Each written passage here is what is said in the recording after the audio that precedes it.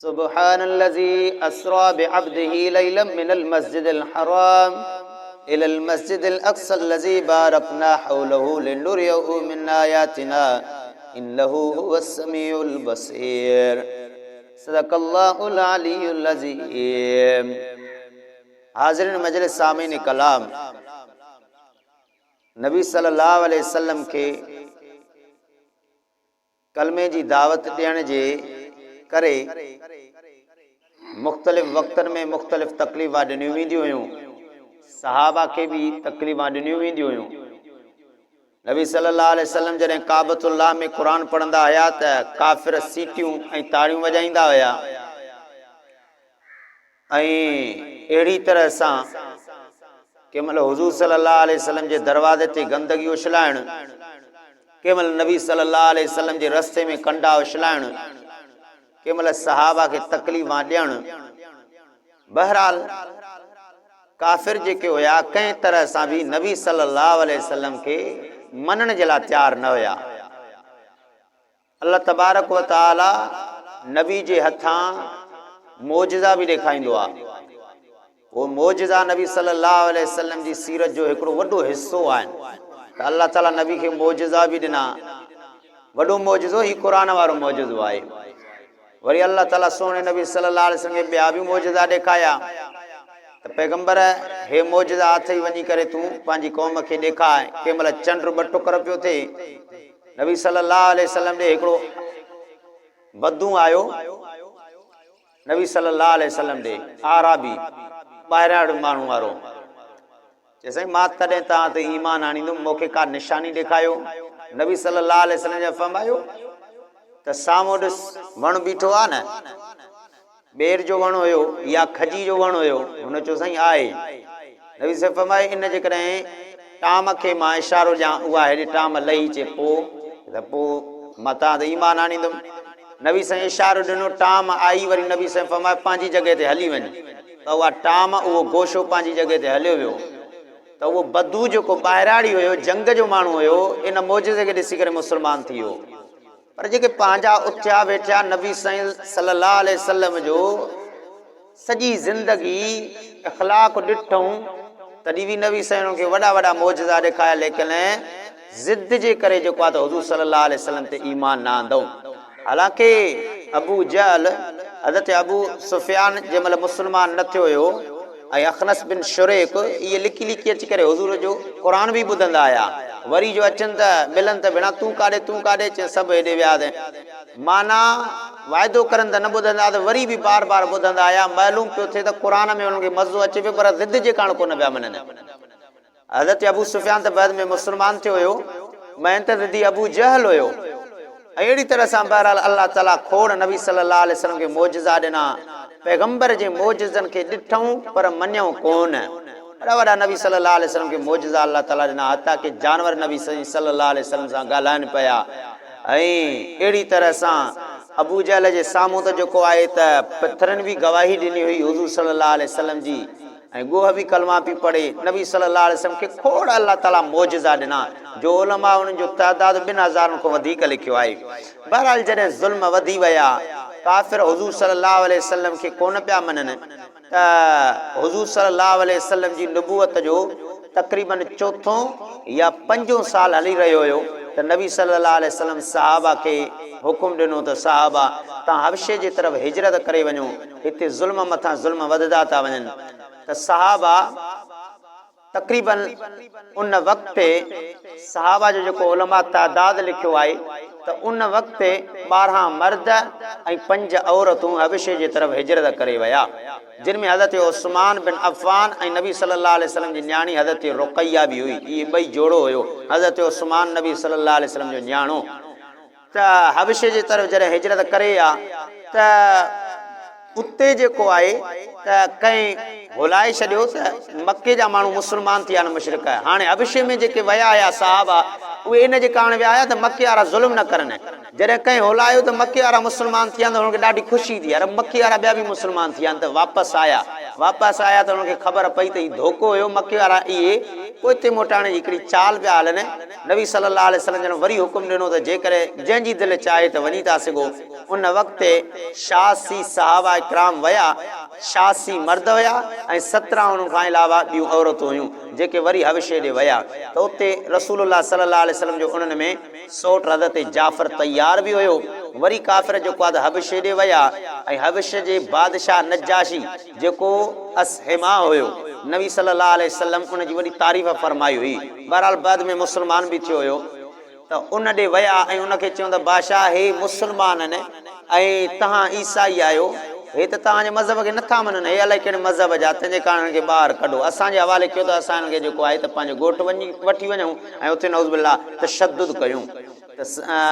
असैमा बादशाह उन्हनि खां पुछा कयो तव्हां पंहिंजो मज़हब ॿुधायो। त उन्हनि ॿुधायो त असांजो मज़हब हीअ आहे, ईसा अलैहिस्सलाम जे बारे में असांजो हीअ अक़ीदो आहे त हू अल्लाह जो बानो आहे। ऐं हज़रत जाफ़र तैयार उनखे क़ुर पढ़ी ॿुधायो।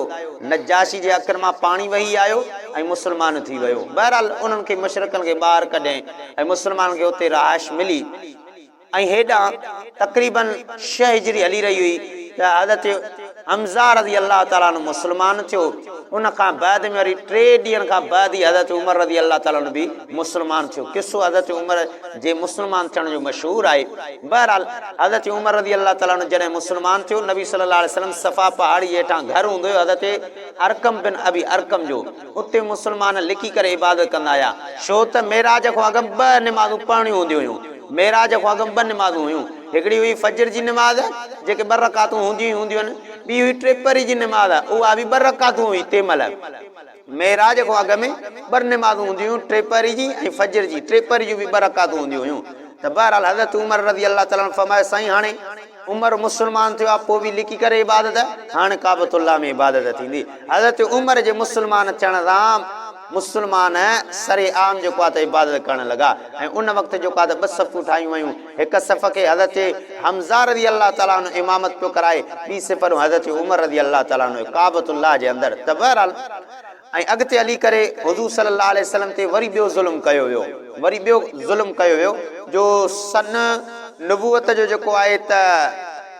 5 जेको आहे त साल गुज़री वियो ऐं 6 बि गुज़री वियो। 7 साल ऐं 8 9 इहे 3 साल नबी सल्लल्लाहु अलैहि वसल्लम खे हिकिड़ी घाटी हुई जंहिंखे शैब अबी तालिब चयो वेंदो आहे, उन में क़ैद कयो वियो। ऐं नबी सल्लल्लाहु अलैहि वसल्लम जे चाचे अबू तालिब बि उन में वॾो साथ ॾिनो नबी साईं सां। हालांकि उहो चाहे हा त आज़ादु रही पियो सघे, लेकिन नबी सल्लल्लाहु अलैहि वसल्लम जे बारे में उन इहो ख़्यालु कयो त जेसीं ताईं मुंहिंजो भाइटियो क़ैद हूंदो मां बि हुन सां गॾु क़ैद हूंदुमि। 3 साल मुशरिकनि इहो पने ते लिखी करे मुआहिदो कयो त इन बनु हाशिम सां अब्दुल मुत्तलिब जी औलाद सां न असां ॻाल्हाईंदासीं, न असां दावत खाईंदासीं, न हिन सां ॾियणु वठणु आहे, न ई हिननि सां कोई कारोबार करे। क़ैद हुया। शैब अबी तालिब इहा हिकिड़ी घाटी आहे 2 जबलनि जे विच में। नबी सल्लल्लाहु अलैहि वसल्लम ऐं उन सां गॾु ख़ानदान वारा सिर्फ़ु अबू लहब ख़ानदान में हेॾे हुयो, न त ॿिया जेके भली काफ़िर हुया उहे बि नबी सल्लल्लाहु अलैहि वसल्लम सां उते मौजूदु हुया। 3 साल अहिड़ा बुखनि सां गुज़री विया आहिनि जो कॾहिं कॾहिं न खाइण जे लाइ का शइ मिलंदी कोन मिलंदी हुई। त 3 साल इहे हिते जेको आहे त नबी सल्लल्लाहु अलैहि वसल्लम जा गुज़री विया। जॾहिं 3 साल गुज़री विया ॾुखनि सुखनि जा, जॾहिं नबूअत जो 9 साल गुज़रण ते हुयो, जॾहिं नबी सल्लल्लाहु अलैहि वसल्लम ॿाहिरि आया, आज़ादी मिली, जो अबू तालिब आयो ॿाहिरि, उन चयो त तव्हां जेका पने ते तहरीर लिखी आहे त हिननि सां लेन देन कोन्हे ऐं इहा तहरीर उन्हनि काबतुल्लाह खे हुई। चयो वञी करे काबतुल्लाह में इहा ॾिसी रहिया, चयो तहरीर आहे या न आहे। जॾहिं वञी ॾिसण विया मुशरिक त सॼी उहा तहरीर उनखे उॾई वग़ैरह या अहिड़ी सफ़ा ख़तमु थी आहे, सिर्फ़ु एतिरो टुकड़ो रहियल हुयो जंहिं ते अलाह जो नालो लिखियलु हुयो। त बसि तहरीर ख़तमु थी वई, असांजो जेको आहे हाणे क़ैद थियणु ख़तमु, तंहिंजे कारण ॿाहिरि निकिरी आया। अलाह जी कुदरत, नबूवत जो 10 साल हले पियो त इन 10 साल में नबी सल्लल्लाहु अलैहि वसल्लम जो शफ़ीक चाचो ख्वाजा अबू तालिब, जंहिं नबी सल्लल्लाहु अलैहि वसल्लम खे नंढपण खां वठी करे वॾड़ाए पताईं पंहिंजी औलाद खां वधीक प्यारो रखियो। ऐं उहो हूंदो हुयो त कंहिं आम माण्हू खे ज़रूरत न थींदी जो नबी सल्लल्लाहु अलैहि वसल्लम जी गुस्ताखी करे। ऐं उन नबी सल्लल्लाहु अलैहि वसल्लम जो वॾो साथ ॾिनो हुयो। त इन नबूवत जो 10 साल हले पियो त नबी सल्लल्लाहु अलैहि वसल्लम जो इहो चाचो हिन दुनिया में लाॾाणो करे वियो। ऐं जेको आहे त नबी सल्लल्लाहु अलैहि वसल्लम जी दिलि तमन्ना हुई त ख्वाजा अबू तालिब कलमो पढ़े। जॾहिं मौत जो आख़िरी लम्हो हुयो त उन वक़्तु अबू जहल वारा बि वेठा आया, ॿिया बि वेठा आया। नबी सल्लल्लाहु अलैहि वसल्लम आया, नबी साईं फरमाया चाचा आख़िरी लम्हा आहिनि, कलमो पढ़ी विझ। लेकिन चाचे चयो भाइटा मूंखे ख़बर आहे त तुंहिंजो दीन सचो आहे, तुंहिंजो दीन ॾाढो इत्मीनान वारो आहे, सुकून वारो दीन आहे। बहरहाल मां जेकॾहिं हाणे कलमो पढ़ियो त हे मके जा ॿार हे मके जा माण्हू चवंदा त जेको आहे त अबू तालिब जेको आहे त आख़िरी लम्हे में जेको आहे त पंहिंजे अबनि ॾाॾनि जे दीन खां फिरी वियो, तंहिंजे कारण मां उन ई दीन ते मज़बूत आहियां। बहरहाल कलमो जेको आहे त रसूलुल्लाह जी तमन्ना हुई त कलमो पढ़ी विझे, पर अल्लाह जी कुदरत अल्लाह ताला पोइ आयतूं नाज़िल फरमायूं त ए महबूब जेकॾहिं तूं जंहिंखे चाहें त तूं हिदायत नथो ॾेई सघें, हिदायत ॾियण वारी ज़ात मां अल्लाह जी आहे। पर नबी साईं जी वॾी तमन्ना हुई। ख्वाजा अबू तालिब कलमो कोन पढ़ियो। असुल ॻाल्हि इहा आहे त अबू जहल वारा भर में वेठा आया, वॾो भड़काइनि विया हिकिड़ो, त बहरहाल कलमो नसीब न थियो। नबी सल्लल्लाहु अलैहि वसल्लम हदीस पाक में ईंदो आहे, नबी साईं उथिया पर ॾाढो गमगीन थी उथिया, हे चाचा एॾो साथ ॾिनी, काश तूं कलमो पढ़े। हा त उलमा फरमायो मुहबत आहे, पर ॻाल्हि इहा आहे त नबी साईं ते ईमान आणणु मेन इहा ॻाल्हि आहे। अलबत्ता इहो आहे जो ख्वाजा अबू तालिब खे जहन्नम मां हल्के में हल्को अज़ाब इन ख्वाजा अबू तालिब खे ॾिनो वेंदो। बहरहाल त उलमा फरमायो ॿिनि शयुनि जे कारण हुयो त मुशरिक ॻाल्हि सही सिधी आहे त मुशरिक कॾहिं बि जन्नत में न वेंदो आहे, त हमेशह उहो जहन्नम वारो। पर उलमा फरमायो तॾहिं बि ॿियनि मुशरिकनि समूरनि मुशरिकनि मां जेको आहे त इन जा हुयो त मुशरिक, पर नबी सल्लल्लाहु अलैहि वसल्लम ऐं इस्लाम जे मथां हिन जा वॾा एहसान हुया, जो नबी सल्लल्लाहु अलैहि वसल्लम जे मथां हिन जी शफ़क़त हुई। ऐं अहिड़ी तरह सां जेको आहे त नबी सल्लल्लाहु अलैहि वसल्लम सां हिन जो वॾो प्यारु हूंदो हुयो। तंहिंजे कारण उलमा फरमायो त हुयो त मुशरिक, शिरक त ज़ारी ॻाल्हि आहे त आहे ई आहे, पर तॾहिं बि जेको आहे त ख्वाजा अबू तालिब जेको आहे त उन जी शफ़क़त इस्लाम जे मथां आहे, इहो वॾो हिकिड़ो एहसान हुयो। त बहरहाल त अहिड़ी तरह सां जेको आहे त नबी सल्लल्लाहु अलैहि वसल्लम हिकिड़ा ॾुखाइता थिया, पर वॾो शफ़ीक़ चाचो हुयो, वॾो जेको आहे त एहसानमंद हुयो, त नबी सल्लल्लाहु अलैहि वसल्लम खे ॾाढो ॾुख थियो ख्वाजा अबू तालिब जे वञण जो। चाचो हुयो, कोई ज़रूरत न पई थिए जो कोई ईअं साम्हूं अची सघे। जॾहिं चाचो हिन दुनिया में वियो, हाणे त ॿार बि नबी साईं जी गुस्ताखी पिया करनि। ऐं अजीब ॻाल्हि आहे, हिकु ॾुख इहो सम्झो त नबी साईं जो चाचो जॾहिं हिन दुनिया में वियो, शफ़ीक़ प्यारो चाचो, त सम्झो त नबी सल्लल्लाहु अलैहि वसल्लम खे ॾाढो ॾुख थियो, ॾाढो ॾुख थियो इन चाचे जी जुदाईगी जो, त चाचो अॼु जुदा थो थी वञे। हिकु इहो ॾुख।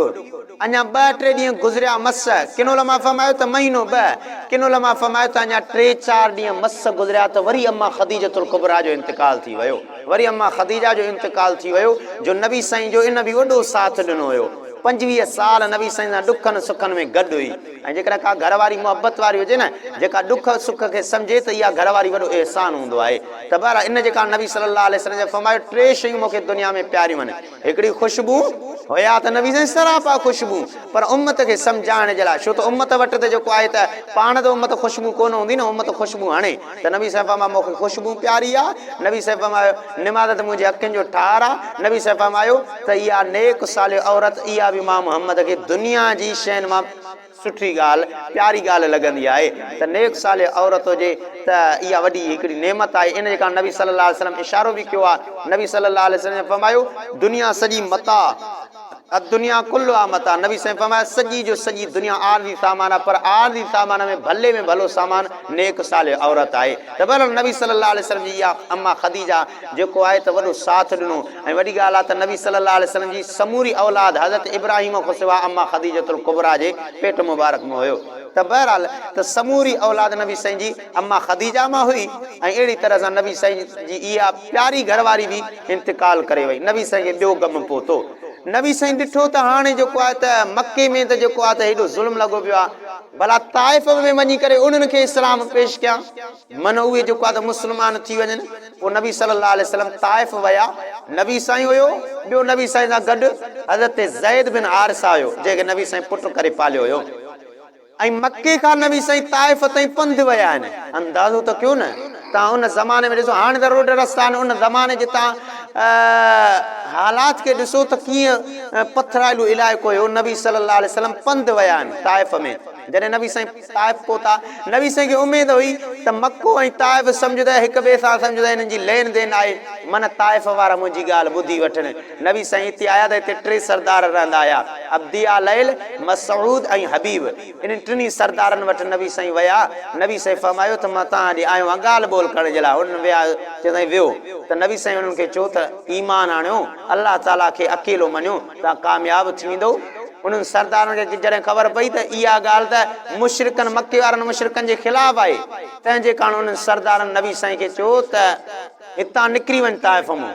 हितां निकिरी वञ ताइफ़ मां मिंट में, जेको आहे त असांखे अहिड़ियूं ॻाल्हियूं न ॿुधाए। नबी सल्लल्लाहु अलैहि वसल्लम खे वरी को सरदार चए पियो त ॾे त ख़बर, नऊज़ बिल्लाह, त अल्लाह ताला खे ॿियनि माण्हुनि मां छॾे करे सिर्फ़ु तूं ई माण्हू मिले जंहिंखे नुबूअत ॾियणी हुयसि। त बहरहाल एॾा नबी साईं खे ॾुख पिया ॾियनि ताइफ़ वारा। नबी साईं फरमाया ठीकु आहे, भला ॿियनि खे मां तबलीग कयां, चए न सिधो तूं निकिरी वञ। ऐं नबी साईं जॾहिं निकिरनि पिया ताइफ़ खां, मायूस थी करे त हिते बि जेको आहे त मूंखे कोन पिया मञनि, दीन जी ॻाल्हि नथा ॿुधनि। इते सिर्फ़ु बंदि न कयूं, ताइफ़ जे हिन सरदारनि ताइफ़ जे ओबाश छोकिरनि खे चयो पथर खणी करे हिन जे कट पओ। नबी साईं सल्लल्लाहु अलैहि वसल्लम जे अंदाज़ो कयो उहो छा त मंदरु हूंदो ताइफ़ में, जो नबी सल्लल्लाहु अलैहि वसल्लम हलनि था, हेॾां बि छोकिरा वेठा आहिनि, हेॾां बि छोकिरा, ईअं न वेठा आहिनि, पथर जलियूं बीठा आहिनि। नबी सल्लल्लाहु अलैहि वसल्लम जॾहिं हलनि था त नबी सल्लल्लाहु अलैहि वसल्लम खे पथर था हणंदा वतन। ऐं अहिड़ी तरह सां सीरत हलबिया में ॿियनि सीरतनि निगारनि समूरनि लिखियो आहे त नबी सल्लल्लाहु अलैहि वसल्लम खे ताइफ़ में एतिरा त पथर आया विया जो नबी साईं जी जुती मुबारक खून में हाली थी। जाते नबी साईं पंहिंजो मुबारक कदम रखनि पिया उते पथर पियो अचे। हत्ता की रिवायत में ईंदो आहे नबी साईं सल्लल्लाहु अलैहि वसल्लम खे एतिरा त पथर लॻा जो नबी साईं सल्लल्लाहु अलैहि वसल्लम घुमी कोन पिया सघनि। नबी साईं ईअं वेठा ईअं वेही करे नबी साईं साह पटनि पिया, वरी अची करे नबी साईं खे ॿाहुनि खां वठी करे वरी बीहाए करे वरी पथर पिया हणनि नबी साईं सल्लल्लाहु अलैहि वसल्लम खे। हज़रत ज़ैद बिन हारिसा हुयो, उहो नबी साईं जे मथां पियो अचे त नबी साईं खे पथर न लॻनि, वरी उनखे बि जेको आहे त पथर हणनि पिया, हज़रत ज़ैद बि ज़ख़्मी थी पियो। बहरहाल लहू लुहा पत्थरनि खून में हुज़ूर सल्लल्लाहु अलैहि वसल्लम लहू लुहा जंहिं नबी सल्लल्लाहु अलैहि वसल्लम खे अल्लाह ताला मेराज पियो कराए, उन नबी सल्लल्लाहु अलैहि वसल्लम खे ताइफ़ जी घिटिन में जेको आहे त खून में रंगीन कयो वियो। पंहिंजी क़ौम त नबी सल्लल्लाहु अलैहि वसल्लम ईअं ज़ख़्मी हालत में आया। ईंदे ईंदे नबी सल्लल्लाहु अलैहि वसल्लम हिकिड़ो बाग़ हुयो, उहो बि मुशरिकनि जो, रबिया जा 2 पुट हुया, उतबा ऐं शेबा, इहे बि मके जा मुशरिक हुया जंहिंजा बाग़ ताइफ़ में हुया। त नबी सल्लल्लाहु अलैहि वसल्लम उन में अंगूरनि जे हेठां जेको आहे त थकु पटण जे लाइ नबी साईं उते वेठा, त उतां जेको आहे त इहे 2 मुशरिक मके जा सरदार जा ॿार हुया, उतबा शेबा, इहे जो वञनि पिया। ॾिठूं त भेणा हे त असांजे मुल्क जो जेको आहे असांजे ॻोठ जो आहे मुहम्मद सल्लल्लाहु अलैहि वसल्लम, हिनखे ॾिस त कीअं त क़ौम हालियत कई आहे। उन्हनि खे थोरो तरस आयो, पोइ अंगूरनि जो ईअं गोशो लाहे करे पंहिंजो उन्हनि जो ग़ुलाम हुयो ईसाई उदास, उनखे चऊं उदास, हे वञी करे हिनखे जेको आहे इहो वेठो आहे हमरा, इनखे वञी करे ॾेई आहे। ऐं उदास जॾहिं आयो अंगूर खणी, चए साईं हे तव्हां खाओ, तव्हांखे जेको आहे त तव्हांखे हे खाइण, तव्हांखे सुकून पटियो, तव्हांखे वॾो ज़ख़्म आया आहिनि। नबी सल्लल्लाहु अलैहि वसल्लम जॾहिं अंगूर खाइनि पिया, नबी साईं फरमाया बिस्मिल्लाहिर रहमानिर रहीम। त उदास ईसाई हुयो, कॾहिं मुशरिक बिस्मिल्लाहिर रहमानिर रहीम त पढ़नि कोन पिया, त उहे त चवनि था कालू अमर रहमान, रहमान केरु आहे, त मुशरिक त रहमान खे सुञाणनि कोन। पर जेको आहे त उदास हैरान थी वियो, चए साईं हिते त मां कॾहिं इहा बिस्मिल्लाहिर रहमानिर रहीम कंहिंखे न आहियां ॿुधी, तव्हां खां अॼु थो ॿुधां बिस्मिल्लाहिर रहमानिर रहीम, तव्हां कीअं था पढ़ो, तव्हां केरु आहियो? नबी साईं फरमाया मूंखे छॾ, तूं ॿुधाए त तूं केरु आहीं? चए साईं मां ईसाई आहियां, काथों जो आहियां? चए साईं मुंहिंजो नालो उदास आहे, मां नैनवा शहर खां आयो आहियां। नबी साईं फरमायो नैनवा उहो ॻोठ आहे न जाथों जो यूनुस अलैहिस्सलाम हुयो। चए साईं तव्हां यूनुस खे कीअं था सुञाणो, हिते त कोई सुञाणे कोन थो, उहो ग़ुलाम थो चए। हाणे इतबा शेवा साम्हूं इहे ॾिसनि था उन ग़ुलाम खे त हिकु ॻाल्हि ॿोल करे थो, ॾिनासीं अंगूर पर उन हमरा सां ॻाल्हि ॿोल थो करे। नबी साईं फरमायो असां सभु नबी पाण में भाइर आहियूं, जीअं यूनुस बिन मता नबी हुयो, अहिड़ी तरह सां मां हिते जे इलाइक़े जो नबी आहियां, बल्कि पूरी काइनात जो नबी आहियां। अल्लाह ताला हिन इलाइक़े में मोकिलियो आहे, पर पूरी काइनात जो मां नबी आहियां। त उदास चयो त साईं वाह जो ॻाल्हि कयव। उदास अची करे नबी साईं जे चेहरे खे बि चुमियूं थो ॾे, निड़ खे बि चुमियूं थो ॾे, हथ थो चुमे। चए साईं वॾी ॻाल्हि करे छॾ, तव्हां क़ौम त इहा वॾी हालियत कई आहे। हाणे जॾहिं वापसि मोटी आयो ऐं हज़रत उदास खे अल्लाह ताला ईमान जी दौलत ॾिनी, मुस्लमान थी वियो ईसाई, पर नबी साईं में इहे निशानियूं ॾिसी करे त उन्हनि चयो त एॾे त ख़बर उदास हे तूं वई त अंगूर ॾिना अथई, वञी हुन सां ॻाल्हियूं ॿाल्हियूं अलाए छा छा आहे, हथ जेको आहे त निड़ चुमे थो पियो। जे तव्हांखे ख़बर न आहे अलाह जो नबी आहे सचो अथव तव्हां में जे तूं बि लॻे थो हिनजे जादू में अची वञे या तूं बि हिनजे चकर में अची वञे जा जे तव्हां जीअं बि चओ हे हक़ ते आहे त बहरहाल ऐं अहिड़ी तरह सां उन्हनि न मञियो बहरहाल नबी सल्लल्लाहु अलैहि वसल्लम ईअं ग़मगीन थी अञा अचनि पिया त जेको आहे त हिते अञा थकावट हुई रस्ते में नबी साईं हुया कंहिं जॻह ते आरामी हुया त अलाह ताला जिब्रील अमीन खे मोकिलियो जिब्रील चयो सोना मूंसां गॾु जबलनि खे हलाइण वारा फ़रिश्ता गॾु आहिनि अलाह ताला तव्हांखे चए थो जेकॾहिं सोना हेॾा तव्हांखे ज़ख़्म मिलिया आहिनि दीन जे कारण अॼु तव्हां चओ त मां हिन ताइफ़ वारनि जबलनि खे ईअं पाण में मिलायां ई ताइफ़ वारा हलाक थी वञनि नबी साईं फरमायो अल्लाहुम्मा दे क़ौमी इन्नहुम ला यालमून ओ मुंहिंजा रब मुंहिंजी क़ौम खे हलाक न कर छो त इहे मूंखे त नथा मालूम करनि पर लॻे थो त इन्हनि जे नसलनि में थी सघे थो ए जवान पैदा थियनि जेके मां मुहम्मद जे दीन खे अॻिते हलाइनि रब हिननि खे छॾे ॾे अंदाज़ो कयो त असांखे जेकॾहिं घिटी मां वञूं कोई पितर हाणे त असां जहिड़ा कंदासीं भली असांजा माण्हू मरी वञनि पर कोन मुड़ंदासीं हिकिड़े पितर जे कारण इहो बि त नबी हुयो न जंहिंजा उहे कदम जेके ओ अलाह ताला जे आसमान जे मथां रखण जहिड़ा उन्हनि कदमनि खे खून में रंगीन कयो वियो त जेको आहे त नबी सल्लल्लाहु अलैहि वसल्लम खे अलाह ताला इहो चयो त सोना जेकॾहिं चए त जबलनि खे मिलाए हलाक कया न पर नबी सल्लल्लाहु अलैहि वसल्लम जो फरमायो न मुंहिंजा अलाह इन्हनि खे छॾे ॾे इन क़ौम खे जेको आहे त मां माफ़ थो कयां तूं बि माफ़ करे न त ॾिसो न केॾो न दरगुज़र हुयो अंदाज़ो त कयो केॾी न दरगुज़री हुई नबी सल्लल्लाहु अलैहि वसल्लम में जो पाण जे मथां तकलीफ़ अचे थी नबी साईं माफ़ था करनि दीन जे मथां नबी सल्लल्लाहु अलैहि वसल्लम माफ़ कॾहिं न कंदा आया जेकॾहिं कोई घटि वधि ॻाल्हाए पर नबी साईं पंहिंजे मथां केॾियूं तकलीफ़ूं अचंदियूं नबी साईं माफ़ फरमायो त हुज़ूर सल्लल्लाहु अलैहि वसल्लम हितां हलिया वादी नखला आहे ताइफ़ ऐं मके जे विच में हिकिड़ो मक़ाम आहे उते नबी सल्लल्लाहु अलैहि वसल्लम निमाज़ पिया पढ़नि किन उलमा फरमायो फजर जी निमाज़ पिया पढ़नि किन उलमा फरमायो तहजुद पिया पढ़नि छो त नबी ते शही निमाज़ तहजुद बि फ़र्ज़ हुई बहरहाल निमाज़ जे फ़र्ज़ थियण खां बाद में किन उलमा फरमायो त उहा मुस्तहब रही किन उलमा फरमायो तॾहिं बि फ़र्ज़ हुई बहरहाल नबी साईं फजर जी निमाज़ पिया पढ़नि या राति जी निमाज़ पिया पढ़नि त हितां जेको आहे त हिकिड़ा जिन वञनि पिया जिन जो वञनि पिया असुल ॻाल्हि इहो हुयो नबी सल्लल्लाहु अलैहि वसल्लम जॾहिं ॼमिया हुया न त जिन्नात पहिरियों वेंदा हुया आसमाननि खां मथे बि ॻाल्हियूं ॿुधी करे मालूम करे वरी हेठि लही ईंदा हुया पोइ अची भोपनि खे ॿुधाइनि पोइ भोपा वरी कुझु पंहिंजूं ॻाल्हियूं ॿुधाए अवाम खे ॿुधाइनि त हीअं थींदो पोइ जेको आहे त जिन्नात त फ़रिश्तनि जूं ॻाल्हियूं ॿुधियूं त सुभाणे हिते बरसाति वसंदी सुभाणे हीअं थींदो त माण्हू चवंदा वाक़ई यार हीअ ॻाल्हि सही आहे त बहरहाल त जॾहिं मथे वञनि पिया नबी साईं ॼमियो त हीअं जो ईअं मथे हिक ॿिए जे मथां चढ़नि त उन्हनि खे शाव साक याने ईअं जनम जूं ईअं चिणगा भरे हणी पियूं वञनि के सड़ी पिया वञनि के ज़ख़्मी के मरी पिया वञनि बहरहाल आसमान ते चढ़ी न पिया सघनि परेशान थी विया जिन शैतान त हे छा थी वियो आहे पोइ शैतान ॿियनि जिन्ननि शैतान खे मोकिलियो किन उलमा फरमायो जिन ऐं शैतान हिकु ई आहिनि किन उलमा फरमायो शैतान जिन्ननि जो हिकु क़िस्म आहे किन उलमा फरमायो जेके शरारती हूंदा आहिनि उहे जेके शैतान के जेको आहिनि त शरारती न आहिनि हूंदा उहे जिन बहरहाल उलमा जो थोरो इहो इख़्तिलाफ़ आहे त बहरहाल अहिड़ी तरह सां जेको आहे त जिन हेॾे होॾे विया त ॾिसी चऊं त छा मामलो आहे छाजे कारण असांखे मथे नथो चाढ़ण वञे त इहे कुझु जिन हीअं विया कुझु जिन हेॾे अचनि पिया त हिननि हिते रसूलुल्लाह जो क़ुर ॿुधो ऐं नबी सल्लल्लाहु अलैहि वसल्लम जो क़ुर जो ॿुधऊं त नबी साईं जो क़ुर वणियो न पंहिंजी क़ौम में मोटी आया ऐं मुस्लमान थी विया किन उलमा फरमाया 7 जिन हुया किन उलमा फरमाया 9 जिन हुया सूरत जिन में अल्लाह ताला इहो तज़किरो कयो आहे पंहिंजी क़ौम ॾे मोकिली आया मोटी आया त ए क़ौम असां अहिड़ो क़ुर ॿुधी आहियो जहिड़ो तव्हां बि कोन ॿुधो हूंदो वॾो प्यारो क़ुर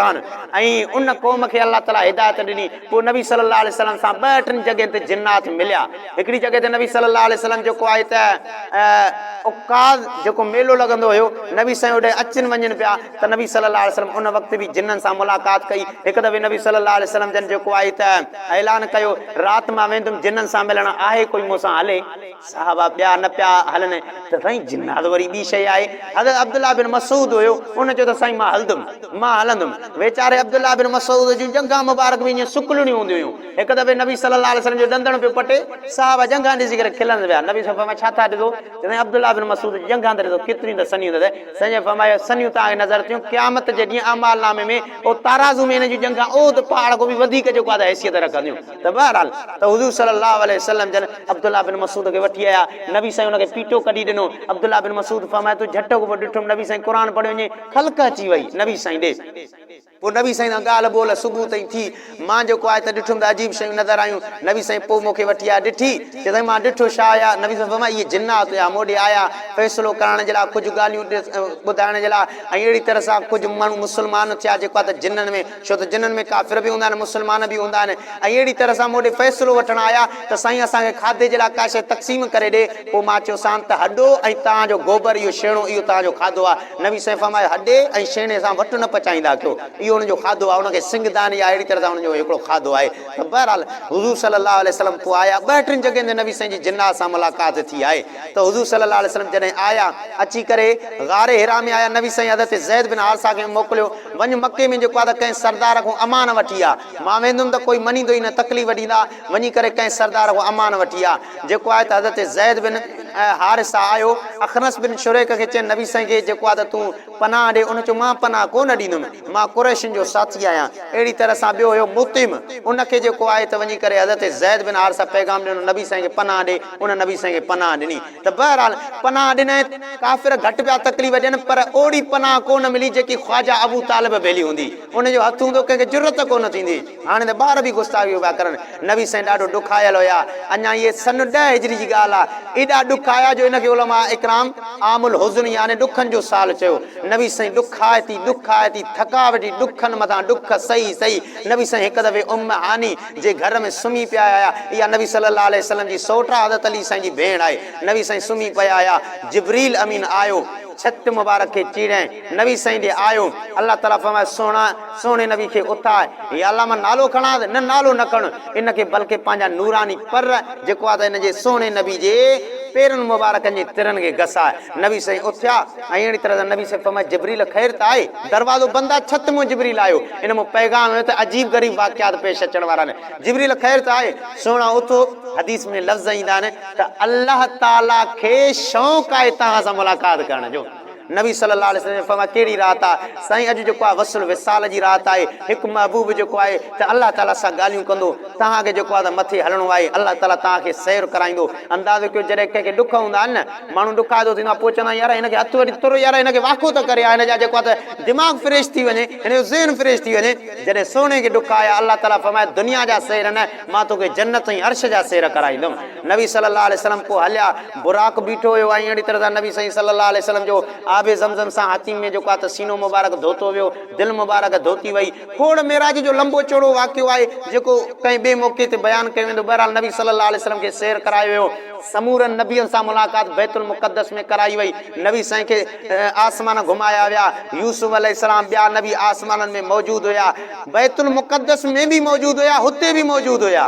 ॻाल्हि आहे नबी साईं बैतुल मुक़द्दस में मौजूदु आहिनि अंबिया हुते बि आहिनि वरी नबी साईं हितां मथे अञा हलनि था त उते बि मौजूदु हुया ॻाल्हि आहे त अल्लाह ताला मिंटम वरी नबियनि खे उते आसमाननि में रखायो इन में मां हिकमतूं ॾसियूं आहिनि त पहिरें आसमान में अल्लाह ताला जेको आहे त हिन नबी ओ 7 आसमाननि ताईं अल्लाह ताला मुख़्तलिफ़ तबक़नि में नबी रखी करे पैगंबर खे हिकिड़ो पैगाम ॾियणो हुयो त पहिरें आसमान ते हे नबी उहो माना हीअ हिकमत आहे हुन में उलमा हिकमतूं लिखियूं आहिनि बहरहाल ॿिन्ही जॻहियुनि ते मुलाक़ातियूं थियूं नबी सल्लल्लाहु अलैहि वसल्लम खे अल्लाह ताला जन्नत दोज़ख ॾेखारियो वरी अल्लाह ताला निमाज़ुनि जो जेको आहे त तोहफ़ो ॾिनो मूसा अलैहिस्सलाम सां वापसी थी बहरहाल 5 निमाज़ूं थियूं नबी साईं वापसि आया काबतुल्लाह में मुशरिकनि जो हुजूम हूंदो हुयो त उते सुबुह थिए त अची करे सभु वेही करे ॻाल्हियूं करनि ॾिठूं त सुबुह जो नबी सल्लल्लाहु अलैहि वसल्लम अचनि था अबू जहल रुख ॾे चई यार अचे थो अॼु ॾिसूं त कहिड़ी थो ॻाल्हि करे नबी साईं आयो चई यार ॾे त ख़बर का ॿी नई ॻाल्हि चई नई ॻाल्हि आहे राति मां चई राति जे लम्हे में जेको आहे त मां जेको आहे त हिकिड़े लम्हे में जेको आहे त राति जे पहर में मां हितो मके खां वठी करे बैतुल मुक़द्दस वियुमि आसमान घुमी आयुमि जन्नत दोज़ख घुमी आयुमि वरी राति जो ई पहर हुयो मां वापसि हिते आयुमि अबू जहल जो हल भेणिया ॾिसो था चई यार जो जेको आहे त ख़बरूं असां वेंदा आहियूं त महीनो लॻंदो आहे बैतुल मुक़द्दस पहुचण ताईं शाम हे चए राति जे लम्हे में वरी हे सभु घुमी आयो चई असां नथा वञूं सभु खिलिया वेड़ा पिया आहिनि पर अल्लाह ताला फरमायो सुबहानल्लज़ी असरा बि अब्दिही पाक आयो न रब जी ज़ात जे सैर करायो पंहिंजे पाने खे लैलम मिनल मस्जिदिल हराम राति जे टुकड़े में मस्जिद हराम बैतुल्लाह खां मस्जिद अक्सा जे तरफ़ ऐं अल्लाह ताला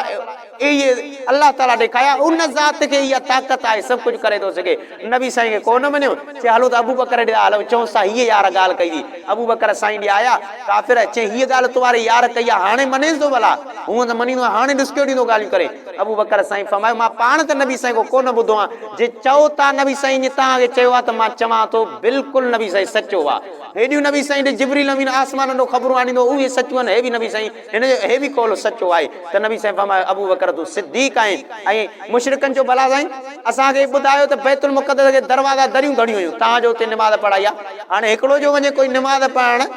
वञो तव्हां सकर में कंहिं मस्जिद में निमाज़ पढ़ी वरी ॿाहिरि निकिरो हाणे चओ त बाबा मां अलाह वाली में मस्जिद पढ़ी ॿाहिरि निकितुमि कोई चयो अलाह वाली खे दर दरियूं घणा हुयूं बाबा तूं निमाज़ पढ़णु वियो आहीं या दर दरियूं करणु वियो आहीं त नबी साईं को इहो सुवाल कयो नबी साईं परेशान थिया अलाह ताला सॼो ख़ाको साम्हूं रखियो नबी साईं ॿुधाइनि पिया हेतिरा दर हेतिरियूं दरियूं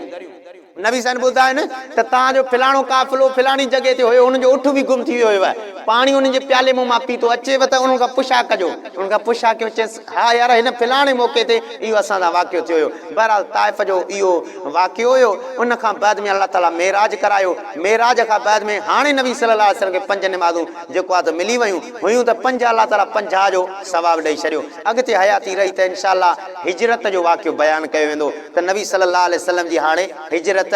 मक्के खां मदीने जे तरफ़ इहो मेन उनवान आहे अल्लाह ताला खां दुआ आहे सोने नबी जे तज़किरे सां दिलनि खे सुकून नसीब अता फरमाए।